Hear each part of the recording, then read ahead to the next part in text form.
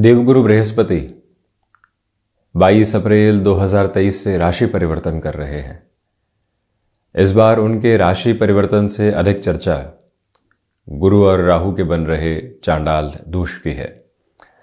यहां एक और विलक्षण बात सामने निकल कर आती है कि जब गुरु और राहु का चांडाल दोष बनेगा तो उसी समय शनिदेव की दृष्टि इन दोनों ही ग्रहीय व्यवस्थाओं के ऊपर रहने वाली होगी। शनिदेव की तीसरी दृष्टि में बेहतरी। तो वहीं पर प्रमुख बात आप ये भी देखिएगा कि इनकी दृष्टि अपने नीचस्थ राशि स्थान पर रहेगी। हम ये चर्चा मेष राशि के जातकों के लिए लेकर उपस्थित हुए हैं।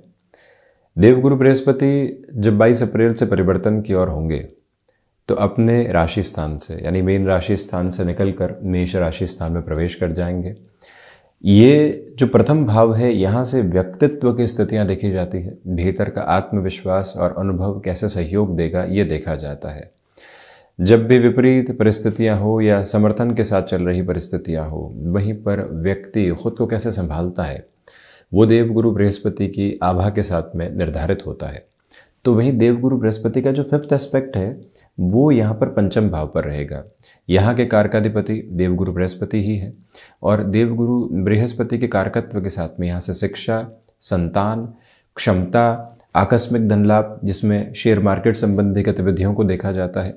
ये प्रथम त्रिकोण और केंद्र भी है, ये द्वितीय त्रिकोण है और साथ ही साथ में इनकी जो तीसरी दृष्टि है वो भी अपने कारकत्व प्राप्त आधार के साथ में रहने वाली होगी। अब गौर करें कि ये देवगुरु बृहस्पति का मूल त्रिकोण राशि स्थान है। मूल त्रिकोण यानी प्रिय राशि स्थान, जहाँ पर इनके फलाफल में बेहतरी रहती है। यहाँ से धर्म, भाग्य, आध्यात्मिक गतिविधियों को देखा जाता है। देवगुरु बृहस्पति की अमृतमयी दृष्टि यहाँ पर भी रहने वाली होगी। द्वादशेश अब प्रथम भाव में रहेंगे। अब गुरु राहु का चांडाल दोष तो बनेगा, परंतु आप ये देखिएगा कि राहु की भी दृष्टि पंचम, सप्तम और नवम पर रहने वाली होगी।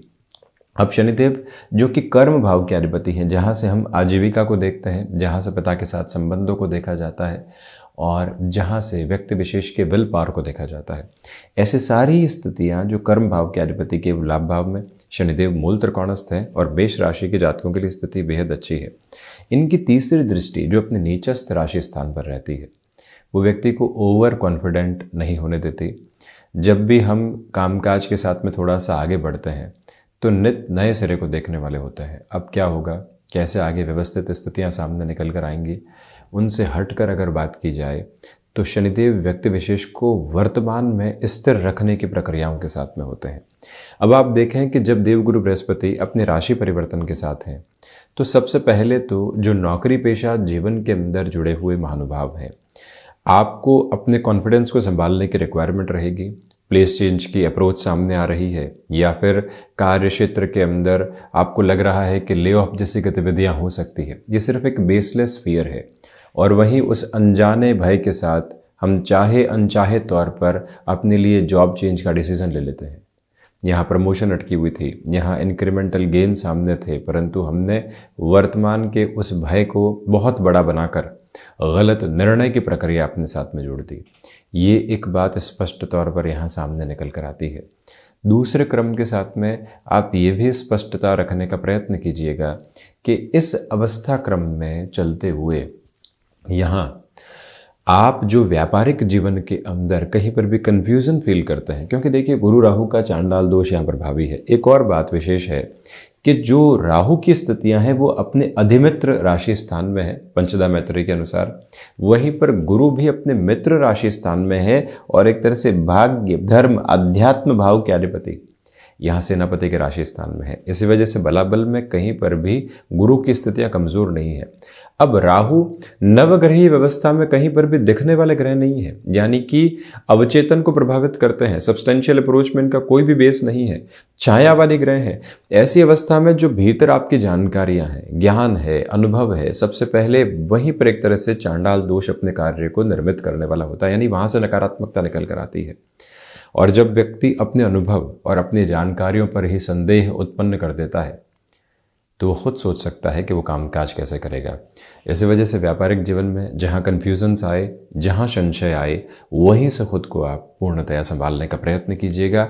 ये याद रखें कि जो ये अक्टूबर 2023 तक गुरु राहु का जब चांडाल दोष बना रहेगा, आपको बारंबार अपने भीतर के भ्रम और भय पर काम करने की आवश्यकता होगी। उसको इग्नोर किया तो वो बढ़कर कुछ दिनों में सामने आ सकते हैं। और वहीं जो आप यहाँ नौकरी पेशा जीवन में एग्जिस्टिंग बेस पर ही खुद को मजबूत करते हैं, जून के बाद किसी परिवर्तन की ओर जाते हैं तो वहाँ से और अच्छे परिणाम प्रतिध्वनित हो सकते हैं। इस बात को आप स्मृतियों में रखें। दूसरे क्रम में आप ये भी देखें कि इन दोनों ही ग्रहों की दृष्टि पंचम भाव पर रहेगी, तो जो एक संतान पक्ष के साथ में सामंजस्य बन रहा था उसमें पुनः कमी नहीं निकल कर आने पाई, ये ध्यान रखिएगा। वो क्या जानते हैं, हमने जीवन का अनुभव लिया है, हम जो कह रहे हैं वो ही उनके लिए सही है। जब हम इस तरह से समझाने की ओर नहीं और निर्देश देने की तरफ जाते हैं तो संतान पक्ष के साथ में दुविधा उत्पन्न करते हैं। इस बात पर गौर करें। वहीं अपने कैलिबर के ऊपर किसी भी तरीके का क्वेश्चन मार्क एस्टेब्लिश करने से आप बचिएगा।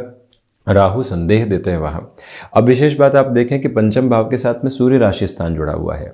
आप प्रशासनिक सेवाओं की तैयारी कर रहे हैं, लिटरेचर संबंधी फील्ड स्पेसिफिक के साथ में है, आप पब्लिशिंग हाउस के साथ में जुड़कर अपने कामकाज को चलाते हैं, आप केमिकल संबंधी कार्य क्षेत्र में अपने हस्तक्षेप को वृहद आधार के ऊपर जीवन में देखने वाले होते हैं। उन सारी ही स्थितियों के साथ में यहाँ आपके लिए एक अनूठी ताकत साथ साथ में बनी रहने वाली होगी। स्पष्टता के अंकित आधार ये भी हैं कि आपके लिए इस समय के क्रम में स्टॉक मार्केट को रिलेट करते हुए अप्रोच में परिणामों की बेहतरी है। कहीं पर भी खुद को किसी भय के कारण रोकने की गुंजाइश नहीं है। हाँ, ये ज़रूर ध्यान रखें कि राहु की दृष्टि जब भी पंचम भाव पर होती है तो व्यक्ति को शुरुआती फायदे के बाद में कई बार एक ओवर कॉन्फिडेंस आता है। उसको लगता है कि तो कैलकुलेशन हमारे लिए बिल्कुल ठीक है, जैसे बढ़ेंगे उतना बेहतर है। उस गफलत से बचिएगा। एक विशेष बात, किसी भी रिलेशन के साथ में आप चल रहे हैं, असमंजस के भीतर थे कि इस रिश्ते के साथ में क्या भावी जीवन को देखा जा सकता है। ये बात स्मृतियों में रखें कि अब मन के भीतर से जो गट फील निकल कर आ रही है उसके साथ बढ़ा जा सकता है, क्योंकि देवगुरु बृहस्पति की स्थितियाँ वहाँ सहयोग देती है। शुरुआती तौर पर जब देवगुरु अपने परिवर्तन की ओर होंगे तो यहाँ बुध भी रहेंगे और साथ ही साथ में सूर्यदेव की स्थितियाँ भी रहेंगी। निर्णायक स्तर पर ऐसे जो डिसीजंस हैं आपके लिए बहुत ज़्यादा अच्छे कहे जाने वाले रहेंगे। और इसी के साथ ये याद रखिएगा कि यहाँ आपको हैंडीक्राफ्ट संबंधी कामकाज में कोई नई शुरुआत करनी है, क्योंकि द्वादशेश प्रथम भाव में है और पुनः पंचम को देख रहे हैं। सप्तम नवम पर भी इनकी दृष्टि है, बेहतरी निकल कर आती ही चली जाती है। वहीं जो महिलाएं संतान सुख की ओर अग्रसर होना चाहते हैं उनके लिए इस समय को बेहतर कहा जाएगा, परंतु ये याद रखा जाए कि आप निरंतर यहाँ शनिवार एवं रविवार सतनाजा पक्षियों को यदि देते रहते हैं तो ये भी एक उपायजनित व्यवस्था का क्रम कहा जा सकता है। राहु गायत्री एवं प्रत्येक बृहस्पतिवार एवं शनिवार शिव मंदिर जाकर जलाभिषेक करना भी अति उत्तम है। देवगुरु बृहस्पति और राहु दोनों की ही जो दृष्टि है वो यहाँ व्यापार भाव पर भी रहने वाली होगी। तो जो महानुभाव गृहस्थ सुख की ओर अग्रसर नहीं है उनके लिए देवगुरु बृहस्पति की दृष्टि फेरों तक लेकर जाने का कार्य बहुत अच्छे से करवाती है।